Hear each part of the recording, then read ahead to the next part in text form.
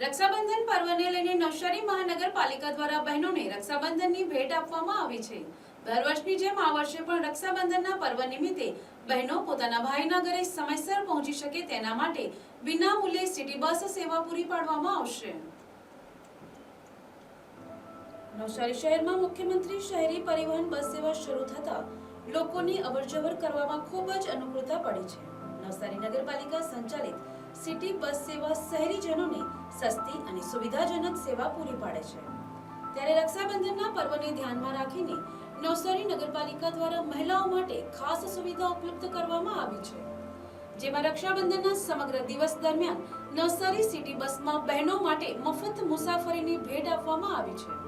રક્ષાબંધનના દિને એટલે કે તારીખ 9 ઓગસ્ટના દિને શનિવારે સવારની પ્રથમ પાળીથી રાત્રિની બીજી પાળી સુધી આ સુવિધા બહેનોને ઉપલબ્ધ કરાવવામાં આવશે।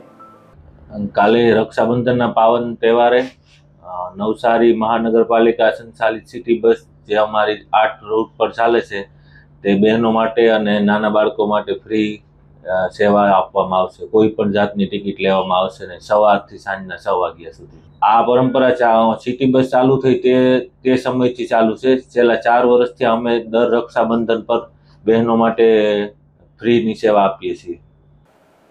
નવસારી મહાનગરપાલિકાની કોઈ પણ સિટી બસ અને કોઈ પણ રૂટ પર વિના મૂલ્યે બહેનો મુસાફરી કરી શકશે। નવસારી વિજલપુર નગરપાલિકામાં જ્યાંથી મુખ્યમંત્રી શહેરી બસ સેવા શરૂ થઈ ત્યારથી લઈને આજ સુધી રક્ષાબંધન અને ભાઈબીજના દિવસે મહિલાઓને બસમાં વિના મૂલ્યે મુસાફરી કરવાની શરૂઆત કરવામાં આવી હતી, જેનો લાભ નવસારી શહેરની મહિલાઓ ઉપરાંત હવે મહાનગરપાલિકા વિસ્તારમાં રહેતી મહિલાઓ પણ રક્ષાબંધનના દિવસે તેમના સંબંધીઓને ત્યાં જવા માટે કરશે। આવી પણ માહિતી મનપાના સૂત્રોએ આપી હતી।